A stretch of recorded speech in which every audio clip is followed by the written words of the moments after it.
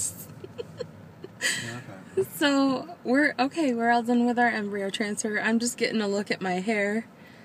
It was a little bit still damp when we went in, and Mike was giving me a scalp massage, or he was like just mashing my hair around, and now I'm seeing the after effects of that. But thank you, honey. It was really nice. You're welcome. So we are going to look for a Target to walk around in, because I want to do a little bit of walking before we have to sit in the car again for a while. And we're actually going to go somewhere for lunch too, but it's a little too early for lunch. It's 10:30. So that's what we're going to do now. Hi guys, it's Carissa, and today was transfer day. As most of you know, thank you so much for all of your messages and your support, and just, you know, being so eager to hear how things went. It just makes me feel so loved, and I really am so sorry if you sent me an individual message or a private message somewhere. There's a really good chance I haven't even gotten a chance to read it yet, but I definitely will, and I thank you so much. It just felt so good to have all of that love with us today. The last couple of days were fine. I was totally fine. I felt very calm and relaxed and just at ease. I didn't have any real anxiety. But yesterday afternoon, going into last night, I did start to feel really uncomfortable not knowing the status of our embryos. And I know that that's completely normal, but it is frustrating not to know. I know that there are some places that will print a report, or post it online, like in a patient portal, or they let you call every day, or they call every day. The place that I go to just isn't like that. So I had to kind of suffer in silence and just hope that no news was good news and that we could just proceed. But I do think that affected my sleep last night. Sorry, I got a hair that's bugging me.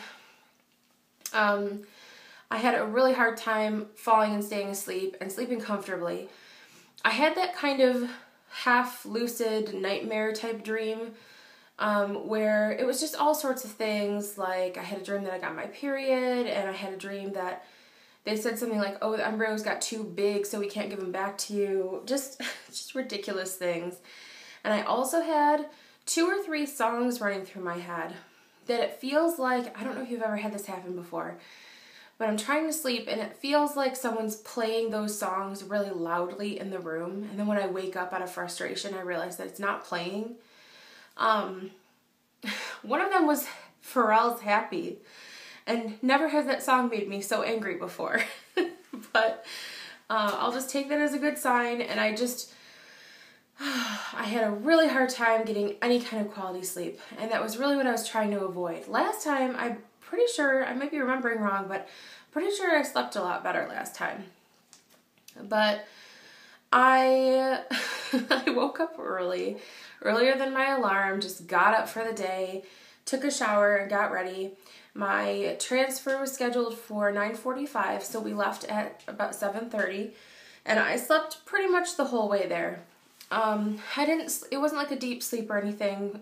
I just get nervous in the car on longer trips for some reason. You know, every little tap of the brake or anything that Mike does, even if he's just changing lanes really quickly, it would wake me up and startle me.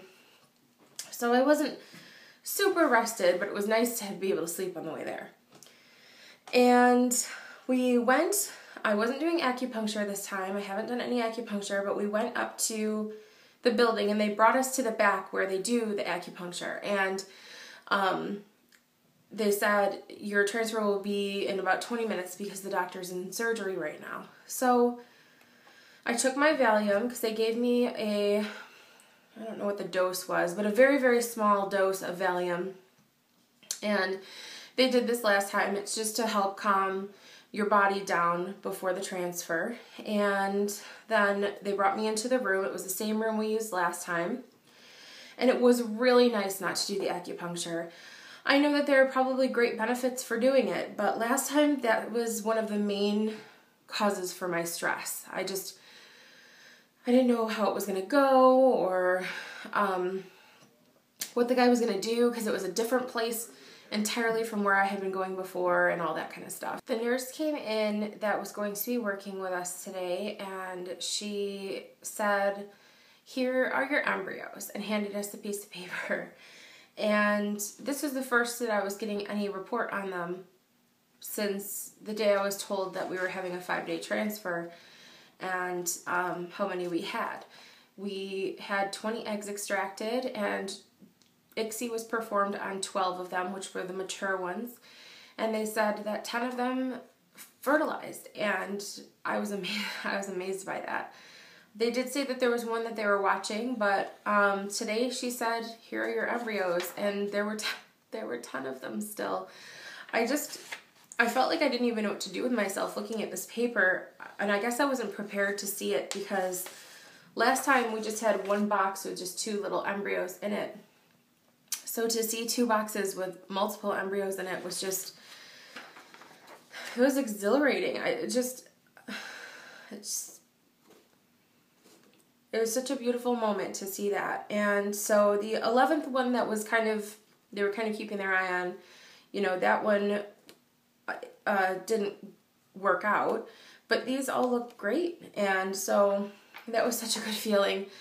That was a huge weight off of my shoulders. Of course, we do still have to hope that the other 8, or the majority of them at least, I would be happy with half of them even, make it to freeze and thaw if we ever have to use them again. But as far as today goes, here and now, we couldn't be more pleased. So I changed and laid down, and Mike sat behind me on the bed, and as I mentioned, he was trying to soothe me. That room is just way too hot for me. I hate being warm. And the blanket they gave me was all hot, and the bed had a heat pad on the back of it or something. It was so warm in there. But they obviously do that for a reason. There's a reason why they do the things they do. So I'm laying there, and Mike's just kind of mashing my hair around with his hands and trying to be sweet, and it was just funnier than anything. He'd get his fingers stuck in my hair and stuff. It was just really cute. The doctor came in way earlier than we had anticipated. Apparently he must have been done with surgery before we even walked in the room, because we really didn't have to wait for him at all. He came in and he verified who we were, and he said, he asked my age, and when I told him I'm 32, he said, well, then we recommend 1 or 2 embryos be put back. And so we told him we wanted to put back 2. Last time we were just asked, how many are you putting back? And we only had the 2, so I don't know if they thought we wanted to freeze 1 or something, but this time, because we had so many, he was like, that's obviously more than what you can use today, so we recommend 2. But you could also do 1. So he came in and got everything prepped. The nurse came in too.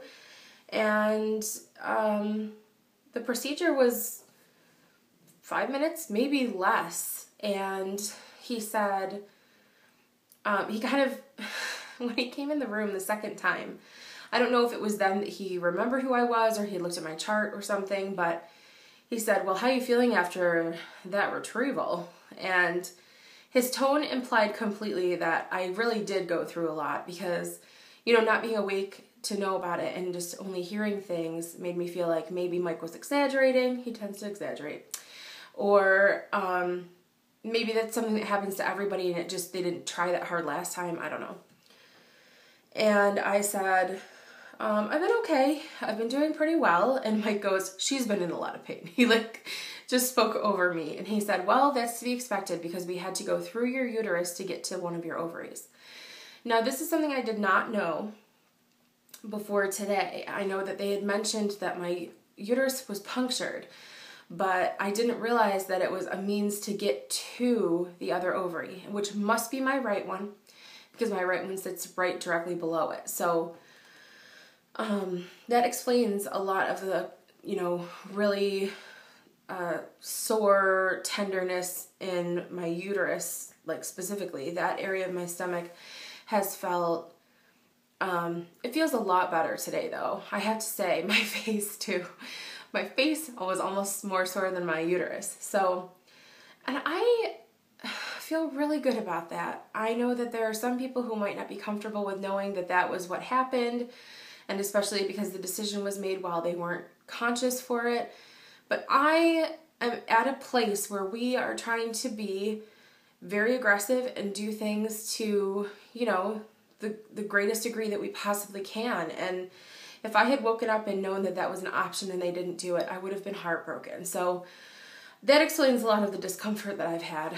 So he came back, he put the speculum in, and he was trying to place the catheter just so. I couldn't really see it on the ultrasound. They first had the external ultrasound thing, and they weren't getting a very clear picture, probably because of my size. I carry a lot of my weight in my stomach, and so the doctor, after he had placed the catheter, switched to the transvaginal wand, and the picture was a lot more clear, but last time I could very clearly see where the embryos were put in, and that doctor was like, there they are.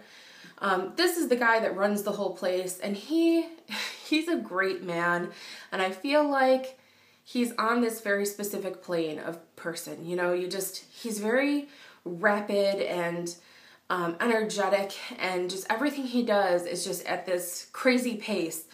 So I don't think that he was neglecting to tell us anything. I think that's just how he works, and it was like, boom, boom, boom, boom, we're done. And so I couldn't see, part of it was just because the picture wasn't very good, but I didn't see where they were implanted, but you know what? They're in there, and that's all that matters. And if there's anybody I should be able to trust, it's the guy who runs the thing, right? So he told me to wait for 15 minutes, which that's the hardest part because that room is so warm. And that's one of the reasons why I was so glad I wasn't doing acupuncture again this time, because the acupuncture was before and after the transfer. It was like 2 15-minute or 2 20-minute sessions. And it just felt like too long to lay there afterwards and be so warm and just antsy. And I think I get an adrenaline rush after it's over. Like, I'm just so excited, and it's really hard to lay there. So we lay there for 15 minutes, and because it was so early, I asked Mike to look and see if there was a Target nearby that we could walk around in and just kind of browse. And I did want to walk around a little bit before we got back in the car for a couple more hours. So he was looking at that, and I was just kind of laying there and just trying to relax and breathe.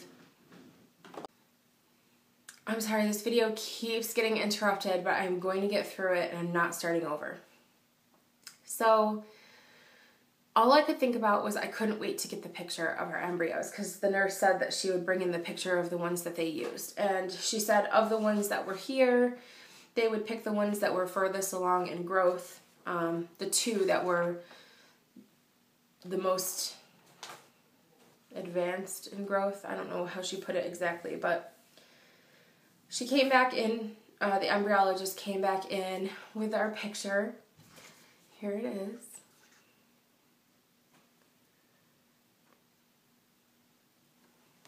And I felt like everything was okay after that, I just felt like we did it, it's real. And